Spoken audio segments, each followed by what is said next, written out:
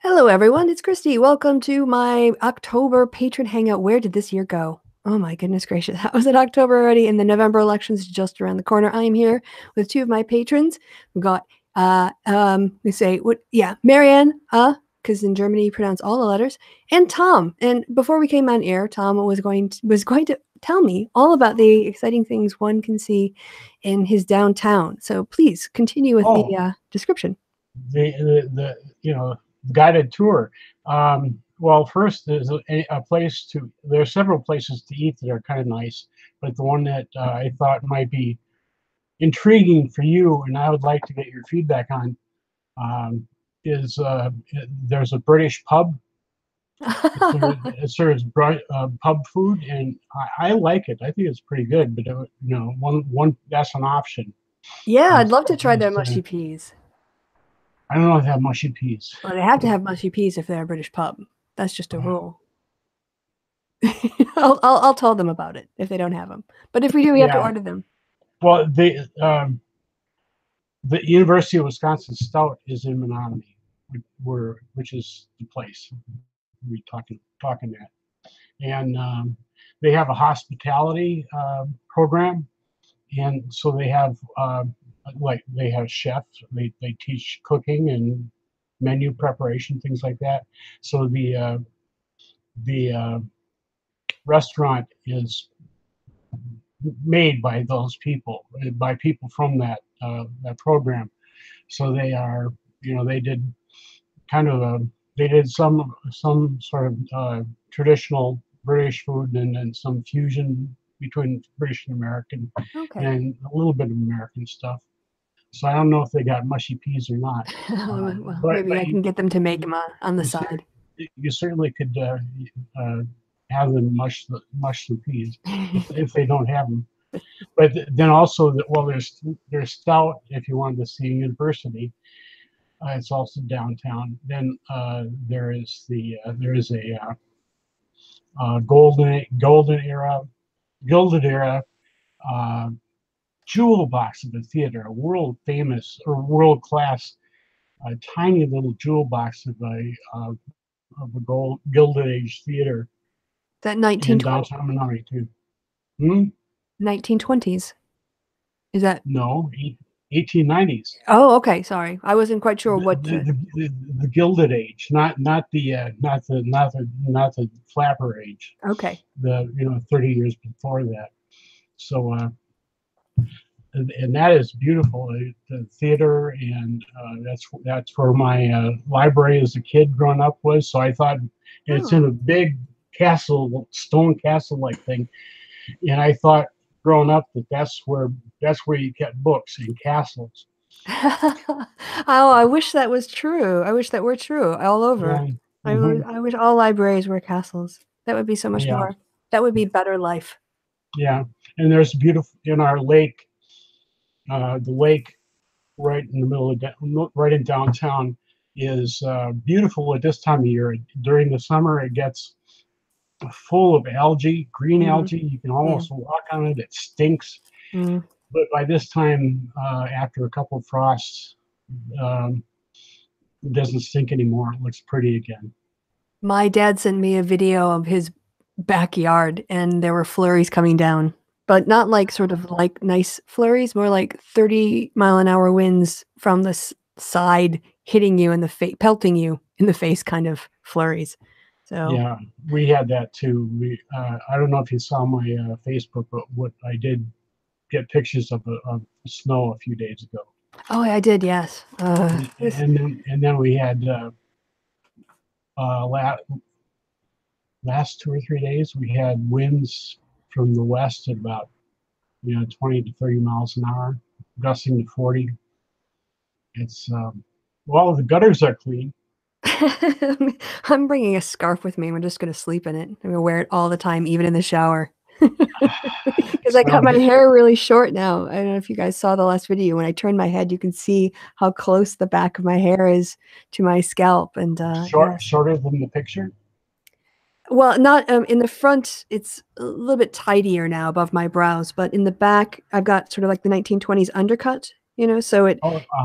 So it kind of goes to there's a little spot on the back of your skull in the middle of it called the EOP, the occipital external protuberance. Yeah, And so right, right. my hairline hangs there, but everything underneath is like I can't even grab it with like the length of one finger. It's a few, millimeters. I don't know, maybe 15, 20 millimeters. I don't know. I can't tell, but very, very short anyway. Yeah, And my hair is maybe a couple millimeters all over. I got my hair, got my semi-annual haircut. oh, right, yes, I just get everything cut off down to about a quarter of an inch or less, and then let it grow back for 6 months, and then do it all again. right. But and when you do that, you can feel the cold on your neck. You can really feel the cold. Yeah, and So, I can feel it on my head all the time, but oh yes, that's true. I still have my on the side of my head, it's cool too. It's kind of cool too. So I try to get it early enough in the sort of in the middle of the fall, try to gauge it so that there's a little time for it to grow back some before winter. yeah. And it turned cold right after I got my hair cut this time. So Right. Of course. Whenever I didn't see those shows about with medieval monks in them and they have the shaved tops of their heads that they did. tonsure, tonsil. Yeah. Oh, I just think, oh, it must be, I sort of have a sympathetic chill for how cold they must have been in the tops of their heads. Yeah. What a stupid haircut. Well, that's why they have the big towels, I think. Probably. Yeah, yeah, yeah. Stu And the strong beer. Domine Yeah. Boom. And the brandy sometimes. And champagne. Yeah. Champagne. Yes. In France, the monks, we're making champagne there in the Champagne region. Yeah, all kinds of booze. But of course, you couldn't drink the water those days. And we're getting back to those days, I see, in some places. Yeah, and the fasting. Well, if you drink enough alcohol, fasting isn't as bad as well. Oh, because of the extra calories? Oh, I guess that would be and because of your tits. Oh, right. Yeah, I did watch the Prohibition documentary that Ken Burns put out, and they talked about this transition from drinking alcohol that was designed for daily consumption or sort of across the day consumption versus what we have now, which are really hard distilled spirits. Right. So people came over into the New World with that tradition of drinking very weak beers, kids having very weak beers. And then the industry changed, things changed. You had drinking water, and as a consequence, the alcohol got stronger. It became sort of its own product, but people kept drinking the same way they were used to drinking the weak alcohol. And so the problems of alcoholism before Prohibition, I think we've probably lost our connection with history. We think about it, I think, more from a moral position. But if it was the case that people were basically spending the day falling down drunk in society, you can understand more of the kind of hysteria that swept the country when Prohibition was being advanced as a legal concept. So, have you read Chasing the Scream by Johann Hari? I have not. I've generally not read enough of anything. So if you ask me a question, the chances are probably going to be no. Well, if you ever get the chance to read it, because it's a very good explanation of the history of the war on drugs. And before Prohibition, people drank beer, not very strong beer. And then once Prohibition set in, the smugglers obviously wanted to carry the biggest payload, so to speak. So they brought in concentrated stuff, not beer, because you can't sell beer for a lot of money, but whiskey and other distilled spirits you could sell for a lot of money. And therefore the drinking characteristics changed because of Prohibition. Right. Another thing that I thought was interesting was I was listening to a true crime podcast about Burke and Hare. And one of the victims of Burke and Hare were two famous serial killers in Edinburgh who operated in the latter part of the 19th century. One of their victims they picked up at what was called a whiskey bar. 19th century or 18th century? 19th century, but 1800s. Yeah. Okay. All right. I somehow I thought it was earlier.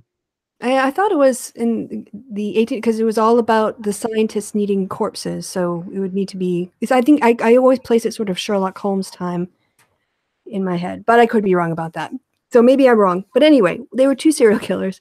They picked up one of their victims in a whiskey bar, and they would have these establishments that would open in the morning, and before work, people would go and buy a shot of whiskey.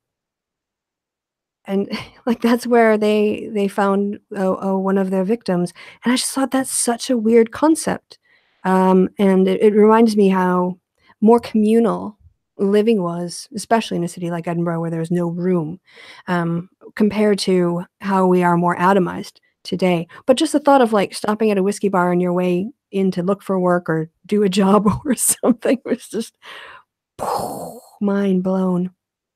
Hmm. Yeah. So I think we've dead-ended that conversation. Oh, we were still talking about the tour. Was there anything else? I wanted to mention something about Stout because I did visit it back in the 90s when I was part of the state student representation group, Student United Council, but I haven't been there for a very long time, and it's a very unique program. I think it would blow the minds of shitlords everywhere.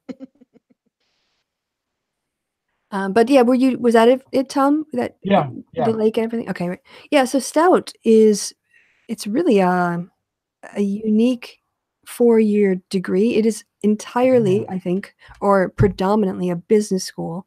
And No. Back up. Nope, not at all. But not business as in management, but as in practical things like hotel management and small business startups, and not theory business, but more practical experience. Can I tell it? Yeah, sure, go ahead.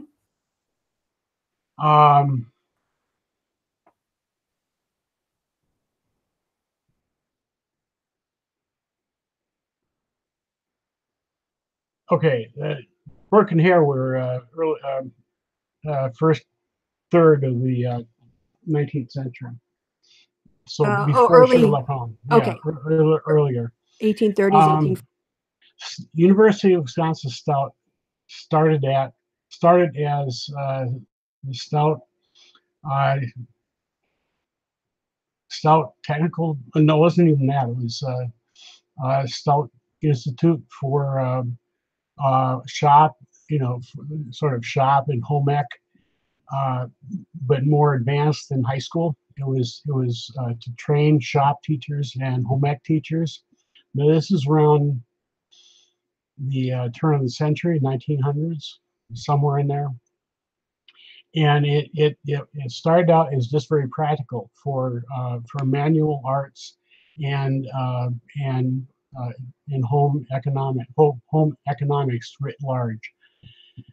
And over time, it grew sort of in that practical vein. So you're not wrong that it's more in the nitty gritty and practical and technical areas. But it started out as an industrial school, and it has grown now to be probably the premier training school for like supervisory line supervisor, folks in factories and technical industries, not computers so much as just manufacturing processes, things like that. And so, and it grew. That's where it grew, and then it added some other programs over time, and also home ec, also.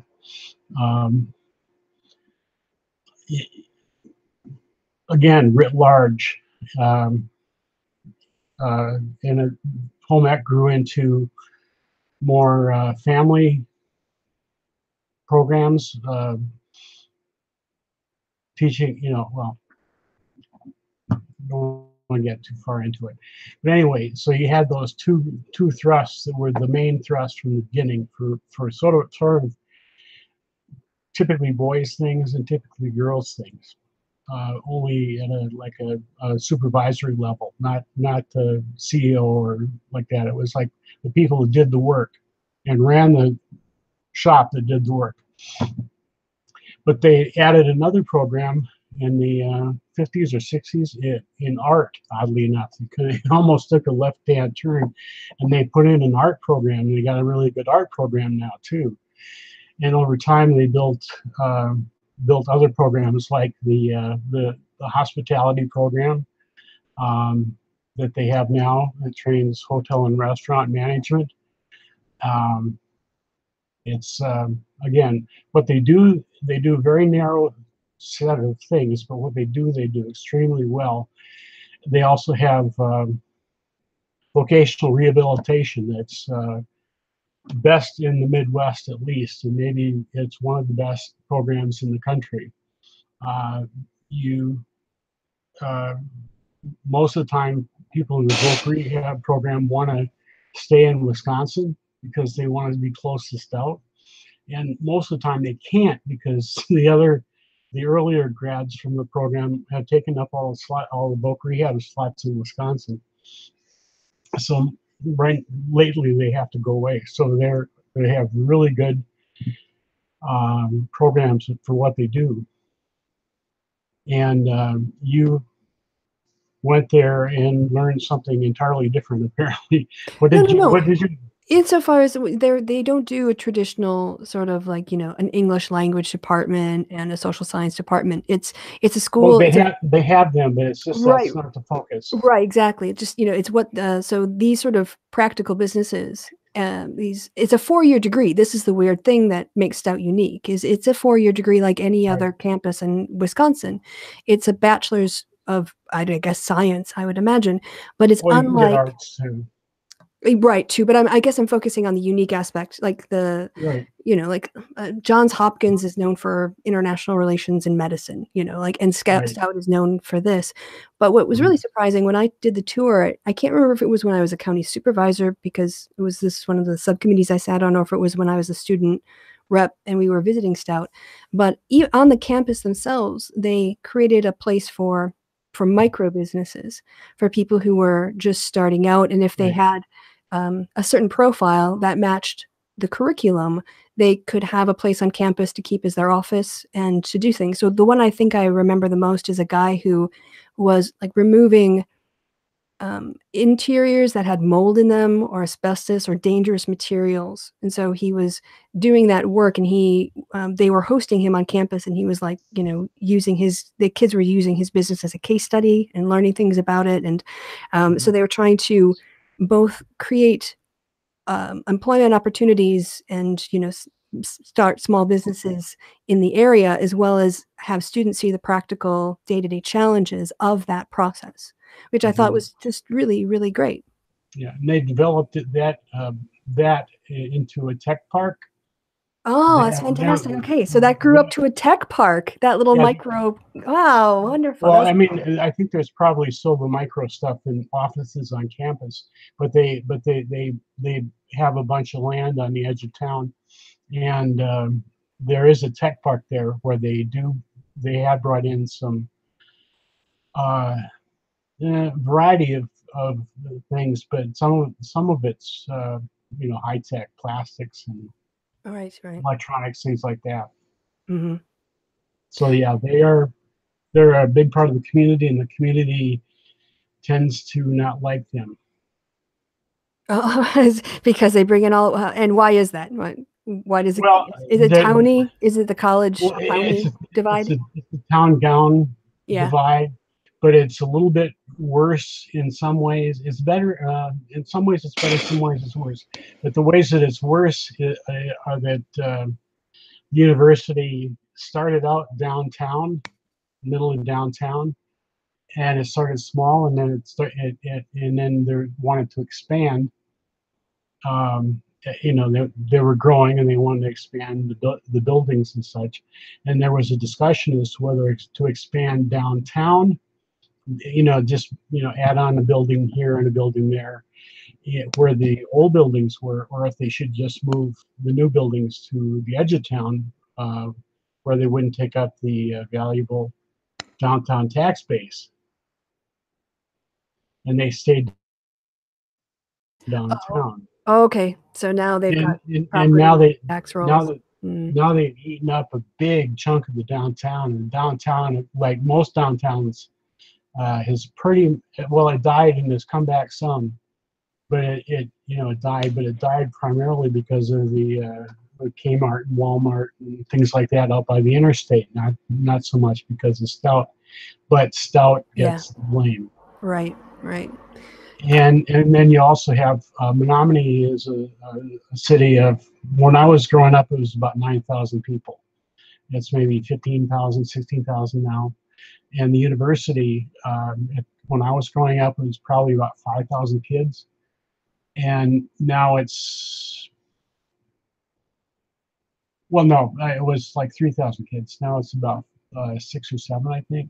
Right. I don't know, but it's a big chunk of the population of the A third Menominee of it. City It's a big chunk of the Menominee City population. So during the school year, the kids, it kind of feels like they take over. Sure. And most of them are from someplace else. They don't have any roots in Menominee.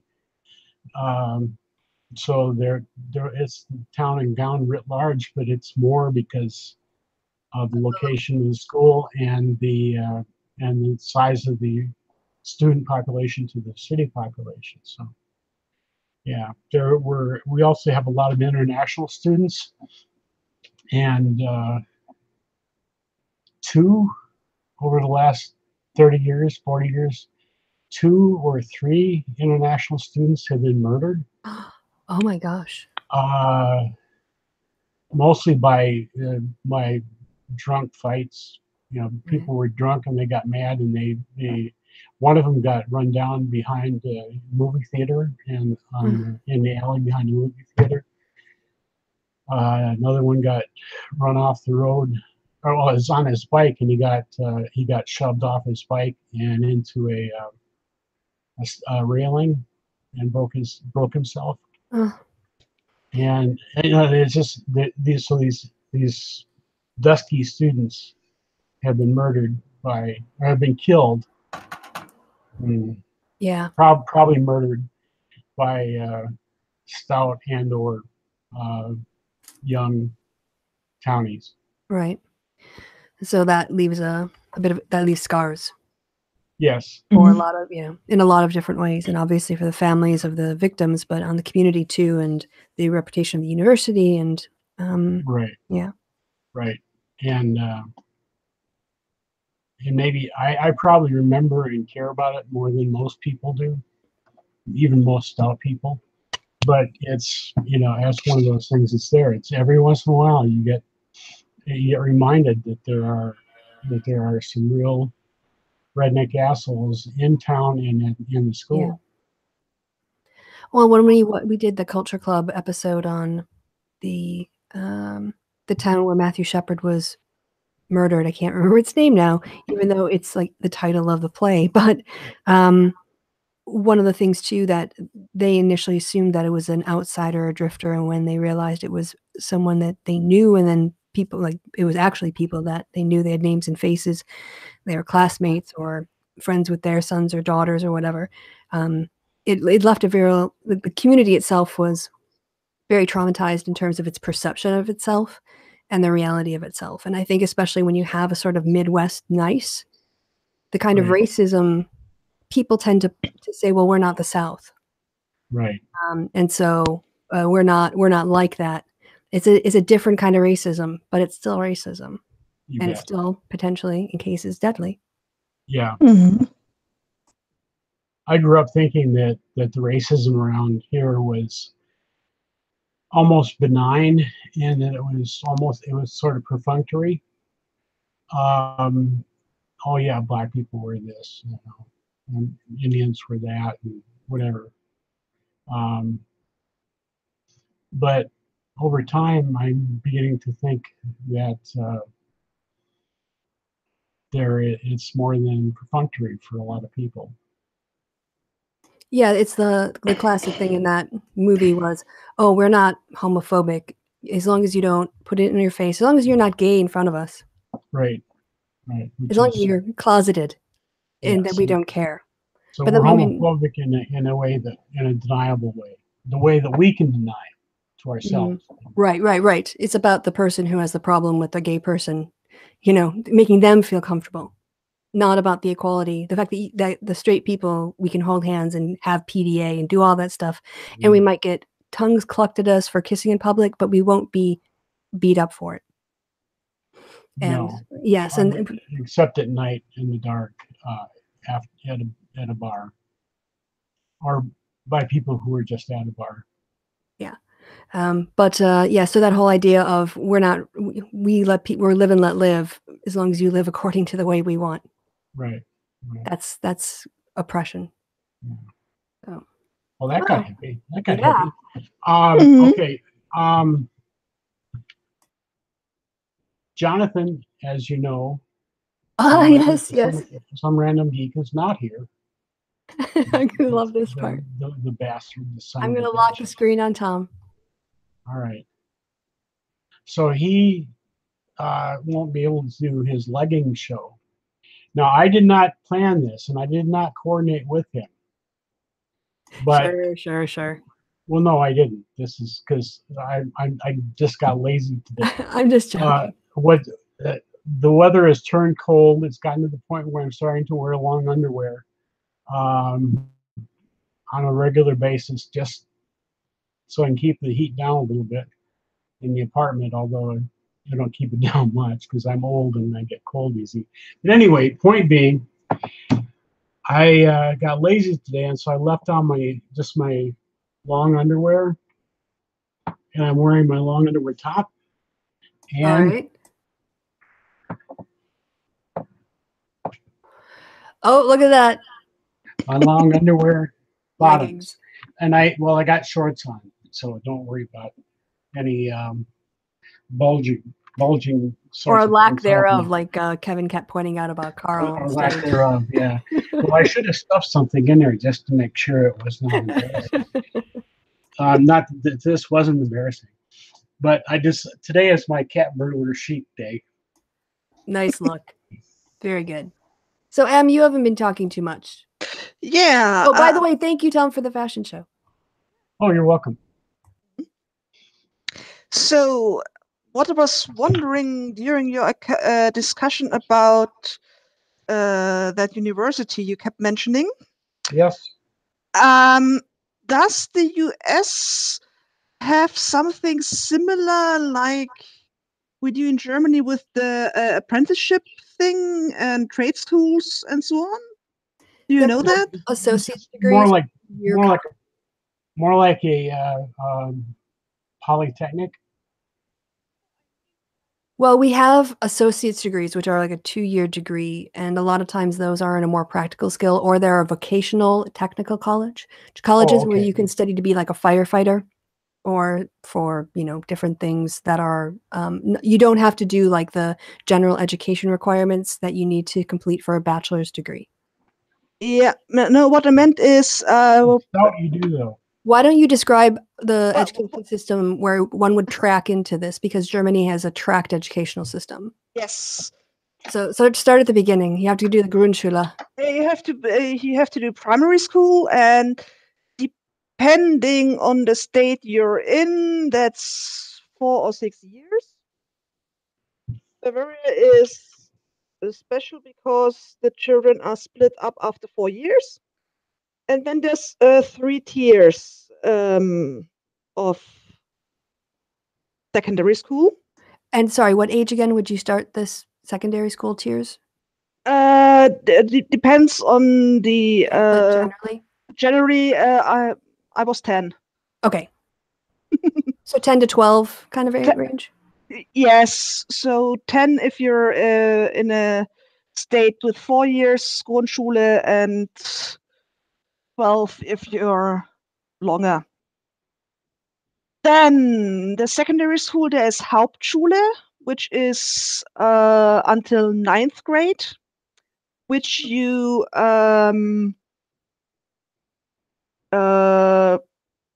finish with the qualifizierter Hauptschulabschluss, kurz a short quali, which enables you to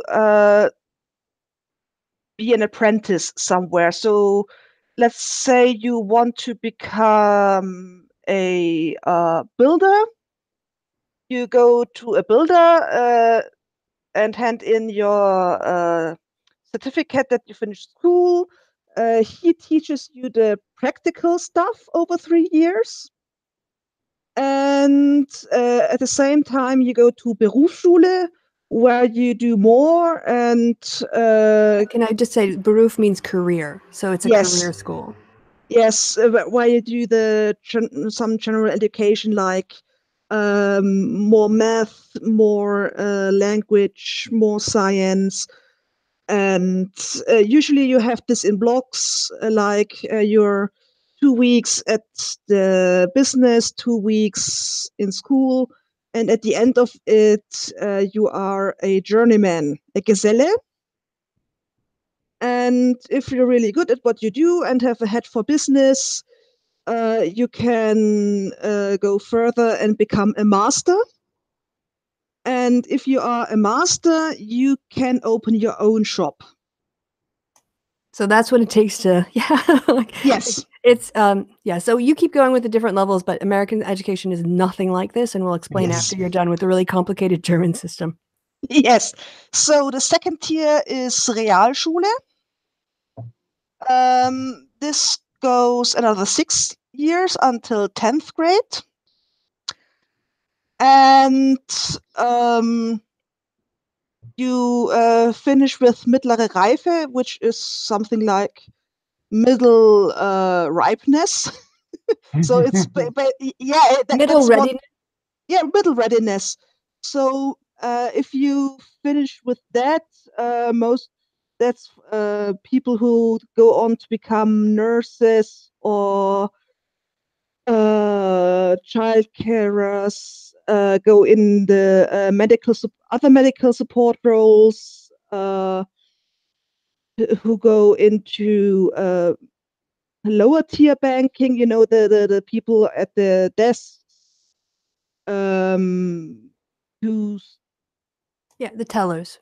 The tellers, lower level white collar management. Yes, this sort of thing.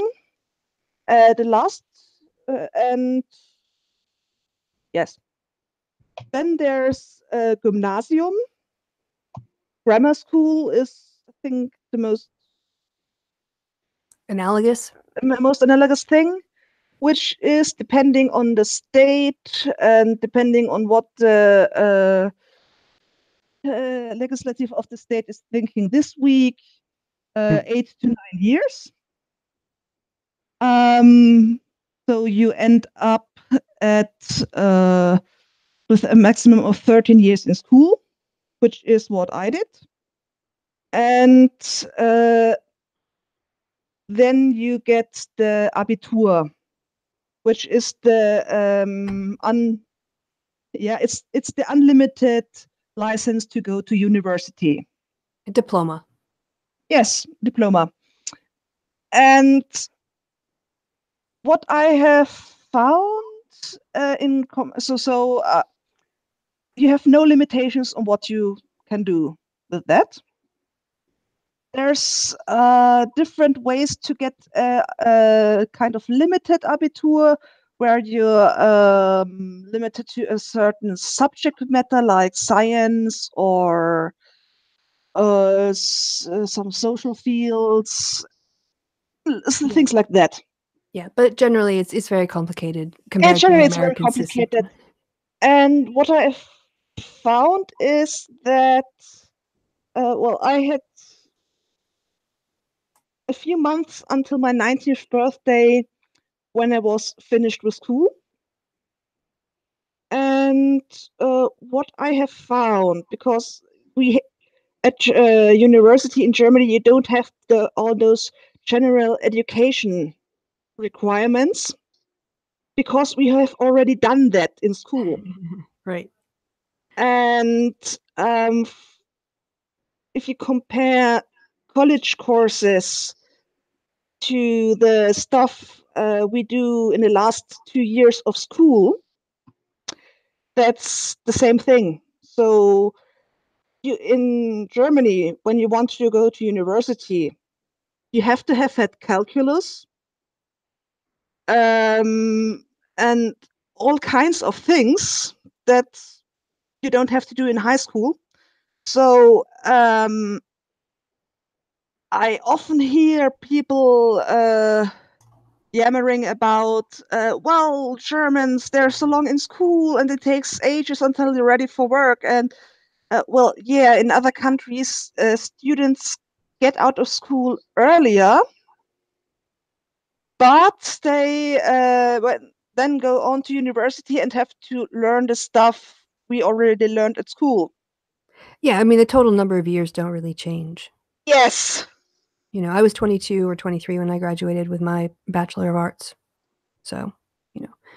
But no, in the States, it's basically mass education till the like 18, with some options. You know, you have course selection, but there's no tracking. There are also some practical courses taught on the campus, like there'll be shop class and home economics, but those will be integrated into the classroom. You won't leave to go to an employer to see it done. You know, Yeah. you won't actually be in the shop doing the repairs for an actual client or watching someone else do them and then you copying it or, you know, on your own practice version. No, not that I'm aware of. I mean, there might be some limited programs, but it's not to my knowledge, an accredited way of learning in high schools in the States that I'm aware of. And then, yeah, once you're 18, Yeah. you can then go on to like a 2-year technical vocational school, or you can go to a 4-year school. Those are basically your options. And in terms of it, like all of that, of course, you pay for out of your own pocket. Yeah. Whereas here, that's part of the public education system is you come out with a trade and the ability to open your own business. Well, and the taxpayers fund that. No. Which parts of the schools are for pay? I mean, universities. No. Right? What I mean is, let's say you're 15 and finish with a quali.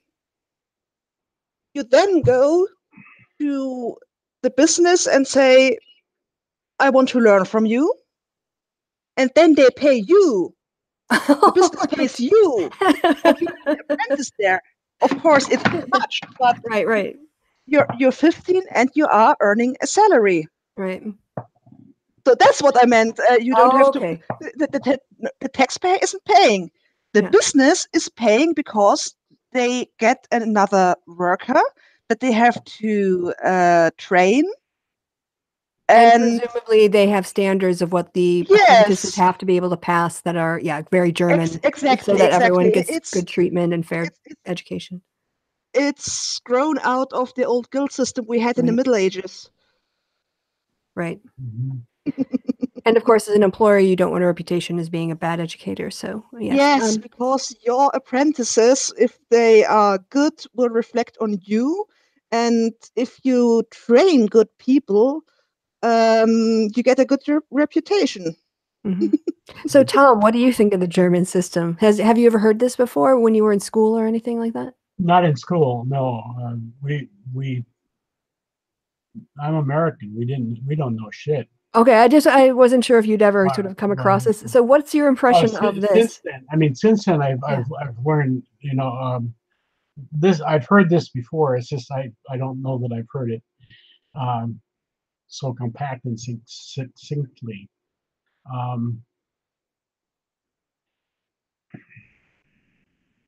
I don't think it would work here, but I think a good chunk of it is, especially from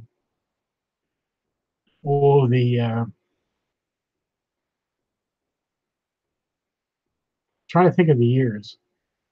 You sort of segregate channel your kids earlier than we do here by quite a bit. It sounds like, and people by 10 or 11 years old have to make a choice as to whether they're going to go into a trade or into university or some level of professional program? Well, it's a fairly filtering because my primary school time was absolutely atrocious. Mm. We had horrible teachers that were abusive and all other nice stuff. And out of a class of 26 children, only 5 went on to the gymnasium, whereas compared to the other 2 groups, where only 5 didn't go. Mm. And of those 5 people who went, only I and a friend of mine went on to actually finish school on a direct route without any side steps so on. On the other hand, another classmate and friend of mine, he went to the Hauptschule, finished there as best of the whole year, went on to Realschule, which is possible, finished that as best of the year, and tacked on another 2 years at school to get the Abitur, and finished that very well as well. So if you end up in a tier, You're not happy with anymore. You aren't happy with anymore, you can change. It's possible. What the biggest problem on the whole thing is that where you end up is largely dependent on your parents. That's the same in the States, though. Class Because politics. Yeah, but we don't want to admit that. Go ahead. Sorry. Yeah. Because if your parents are largely uninvolved and don't care as long as you don't cause trouble, and don't help you succeed, you'll probably you won't succeed. And people who are from a worker background and go on the academic track often have trouble because a lot of the stuff just that I take for granted, like I've learned a lot about literature and art history just through osmosis from my mom, who's an art historian. My dad taught me programming in BASIC when I was 7 or 8. So when I was finally able to read properly. So those little things that play a huge role in education, and especially in succeeding and doing well and fulfilling your potential. That's a big problem in Germany, because there's tons of people who have the brains to do amazing things, but can't because they don't get the opportunity, because no one tells them, actually, have you thought about doing this or doing that? And so they end up as, Yeah, whatever. I think all of those, I acknowledge those are huge, huge barriers. And I would just add, in the States, people have those same barriers plus the cost of college. Yes. So that's just, an additional long-term barrier. But yeah, there are these class Yes. barriers. And we have the phrase first generation, college student. People are often, lauded as the first person in their family to go to college. This is very much tied in that notion of the American dream. So that challenge remains for us too. And of course, there's a bit of a fetishization of four-year degrees. I think more so in the States. I think there's more because you have that system of apprenticeship, journeyman, and master. I mean, Yes. master bakers, these aren't people who just do Dunkin' Donuts. You know? No. And so there's an elevated social status that also comes along with it, which actually makes Germany more middle class, I think. I'm not saying that there isn't a lower class or an impoverished class. I'm just saying that there's like people are more middle class. They're acknowledged in that kind of social status way than the equivalent worker would be in America. Because I'm of the opinion that a master tradesman or woman who has their own business and develops new things and is really good at what they do, trains people, is about on the same level as someone with a PhD. Right. On the they sheer knowledge understand side. their craft. Yes. Mm-hmm. And I did a 5-year degree. Well, the regular time was 5 years. I managed in less. And that's equivalent to a Master's of Science. It's Diplom-Physiker Universität. Yeah. One of the things that a colleague commented on was I told him the dream I have of after I retire going back to Wisconsin and opening up like a dog daycare center. And he said, yeah, you'd have to do that there because it would take you a really long time to start that business in Germany. And you've got this thing where you do have master bakers, master repair service people, whatever. But a consequence of that is, in America, you could literally just start your own business tomorrow. Anybody could start their own business tomorrow, as long as they sort of like do the tax paperwork and whatever else, and they're not doing anything illegal. But there's, I mean, to do cosmetology, to do certain things, you require a license, but to start the business doesn't. Yes. I mean, what you could do, just start a business tomorrow is if you want to be a Heilpraktiker. And what's that? That's quacks. Sorry, you dropped out for a second. Could you say it again? Yeah, the quacks. Oh, a quack. Okay. Oh, okay. So I looked up the requirements. If you have to go to the Gesundheitsamt. That's the health That's the office. health office. The people who track stuff. You have to go there, and you have to do a test. And the test is more on the legalities side, like stuff.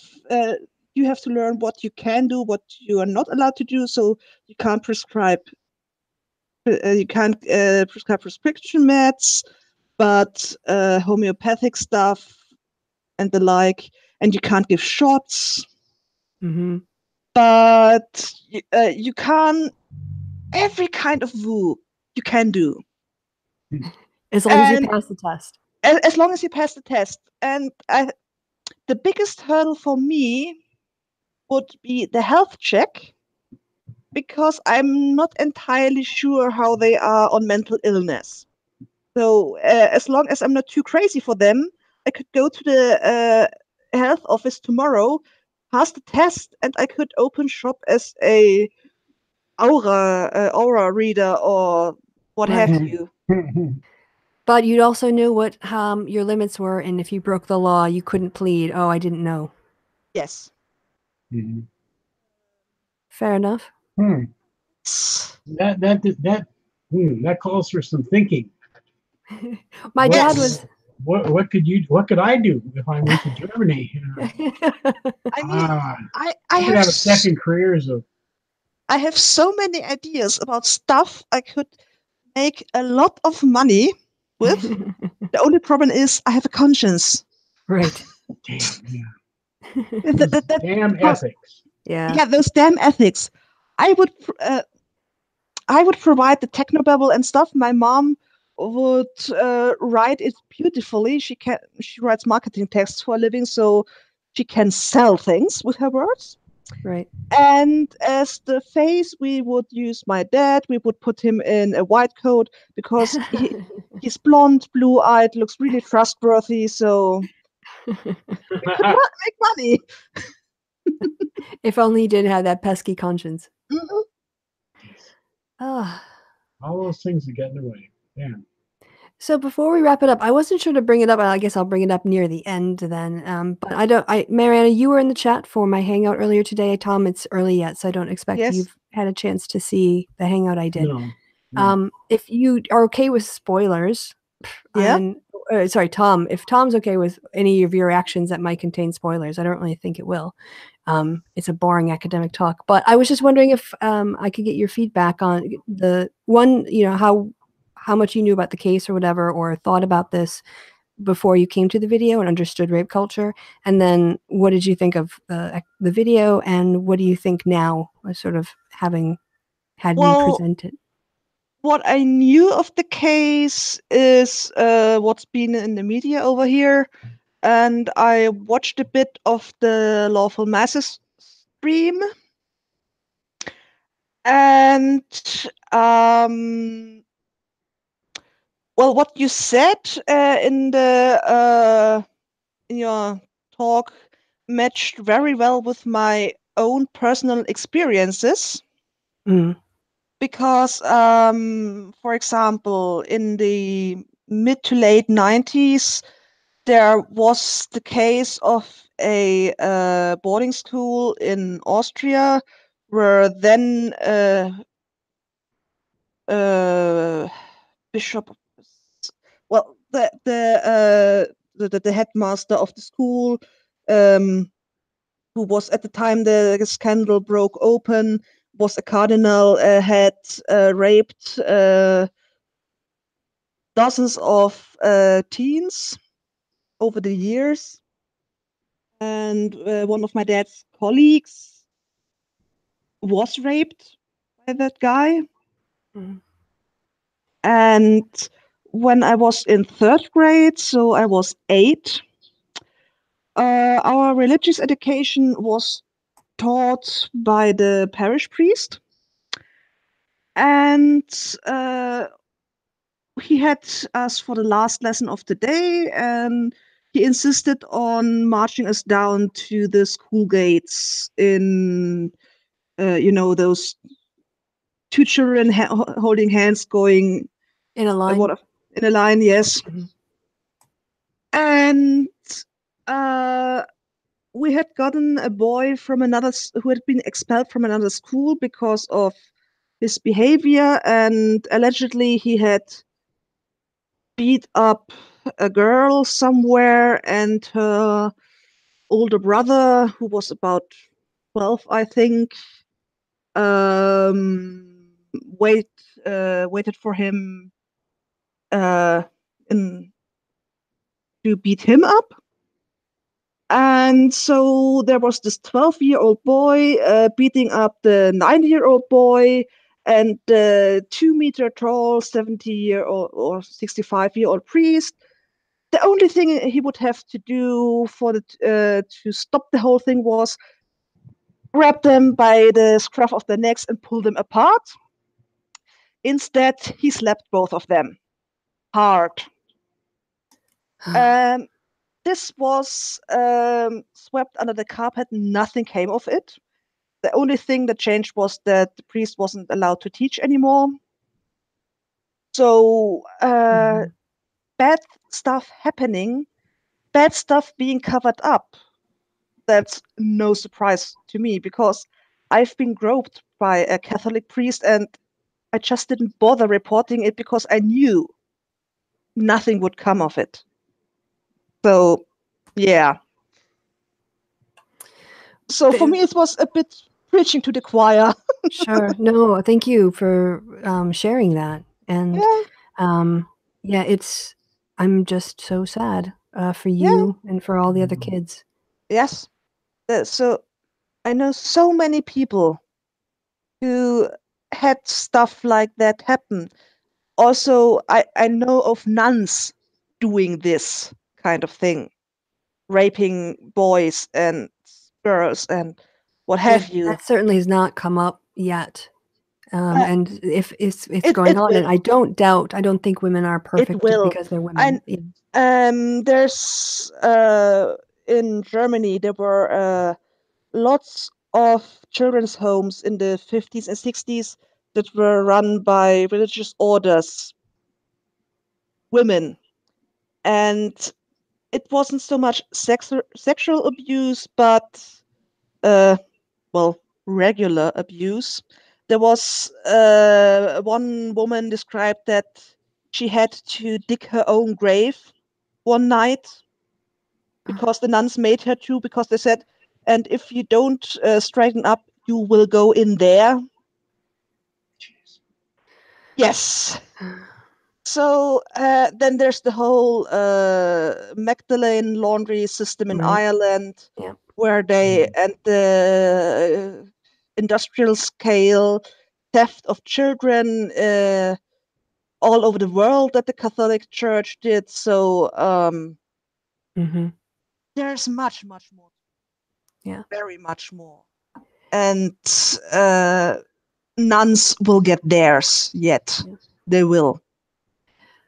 And I think in an environment of increasing, I mean, with some of that stuff has come out already. You know, the case in Ireland you were talking about, and I'm hoping with Me Too, it will create an environment where victims do feel. I mean, I think Kavanaugh was a huge setback, but I hope that that will be a bump in the road, and people will continue to feel the support that they will have.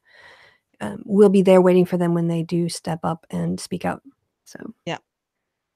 It seems to me that a month or two ago we were talking about something similar was going on. I think around this group, maybe some other place. But one of the pieces of reading was about the Catholic Church, especially in South America, Mm-hmm. and and in those cases, the thing that I remember anyway about the nuns was that they were being used as sexual objects by the priests and bishops and cardinals. yeah, in And India too. in India, yeah, and they were sort of seen as the available women who were not taken up by some other person. Yeah, I think the intersections of abuse cross all over. Yeah, I mean, they're theoretically the brides of Christ, so I think cuckolding Jesus is probably not theologically a good thing to do, but apparently Yikes. Yeah. even priests think with their dicks. Mm, Yep. yeah.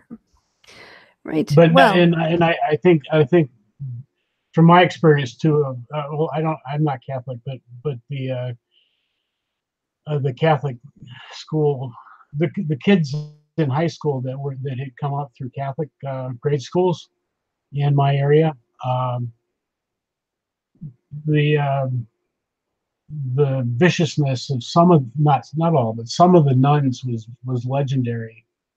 In my town, and that when I talked to people from other places, it's just there were always some sadistic nuns.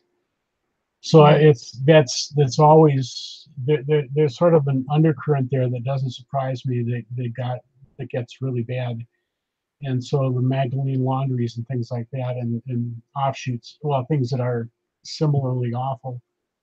Um,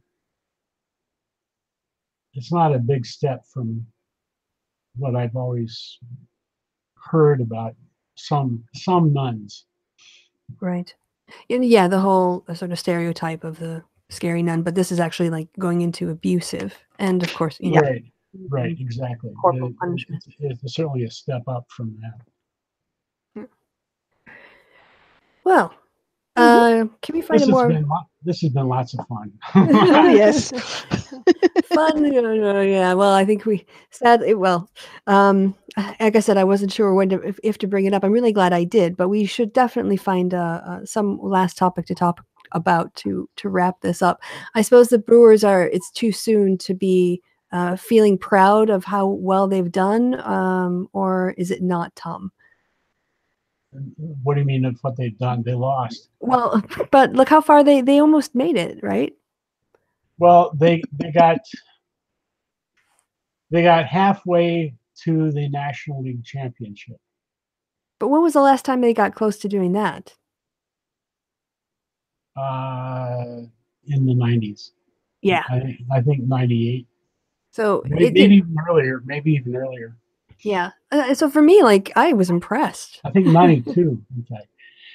Yeah, well, no, they did very, very well this year, and they every year before now um, they've either been crap all year, or more often they've shown they started fairly fast and did really well up until mid-season, and then after the All-Star break they really faltered, and then the last month they just went to hell. They broke your heart.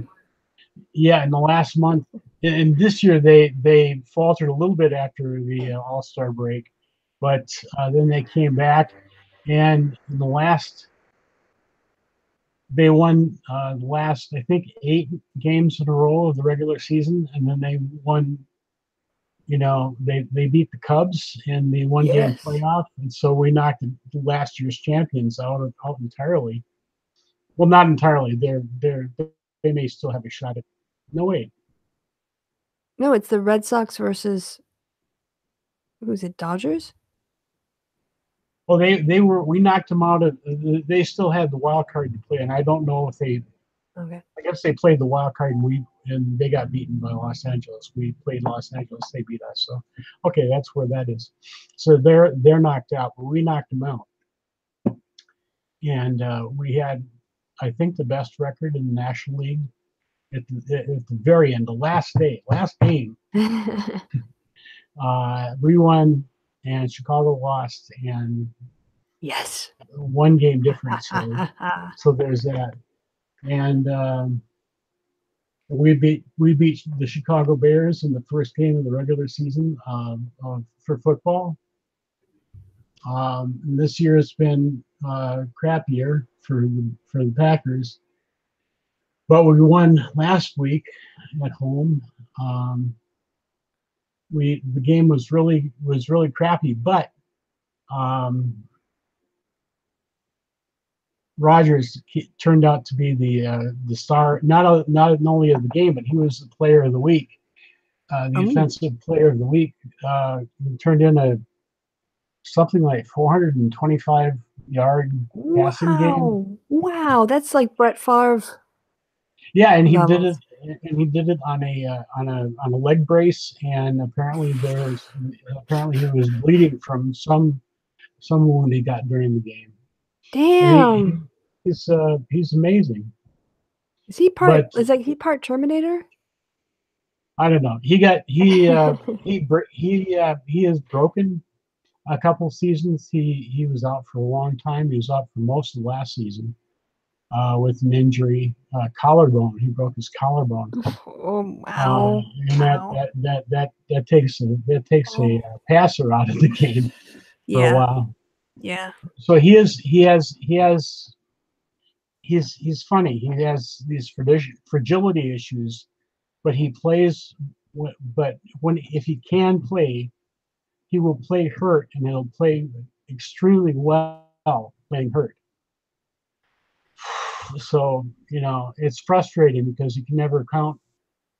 It's not so much it's not so much frustrating about him, except the couple seasons when he just wasn't able to function physically. But the Packers this year are really inconsistent. Well, not even inconsistent. They're just not all that good. Okay, well, I have that to look forward to then. So you have flashes of greatness from certain players, offensive and defensive, but then you have Rodgers that if he's on his game at all, he can pull it out as often as not. Well, so anyway, so yeah. So with the Brewers, there was sunshine. Oh, one last thing, Badgers. Well, no, in the last Badgers, I don't know what the record is, but I think it's unbeaten or one loss. Ooh, nice. One loss, and they played. I don't know if you saw. I think I posted. Well, I think I posted in Twitter. Oddly enough, I don't do much in Twitter, but yesterday I think I posted a picture in Twitter of the Badgers game at Camp Randall, and it was you could hardly see for the snow. Oh no! And they play, of course, in the snow. Yeah, yeah, and they're not baseball players; they're football players. Yeah, this is football weather. So, so I think they're doing pretty well. They typically do well in the last 20 years or so. So I'm pretty happy with Wisconsin sports so far this year. Good. Except for the inconsistent Packers. Well, that's a much better ending, especially with the Brewers having such a great record and a great season and potential going forward. Yeah. Well, guys, we're gonna wrap it up here. And I think this is the bit where I do my outro, which is, so just if you guys want to check out that video, it's up here on my channel. And I'm going to be traveling, so I don't know if I'm going to be putting much out, but maybe I'll vlog from Wisconsin, maybe do video with Tom, or we can be near the lake waving at the camera. That could be fun. But until then, guys, I've been Kristi. You have been awesome. A goodbye from me and goodbye from my guests. Say goodbye, guests and patrons, and thank you guys for your support. Oh, you don't have to say that last bit. Just say goodbye, guests and patrons, and thank you for your support. Bye. I did the bit. You did the bit. Bye, everyone.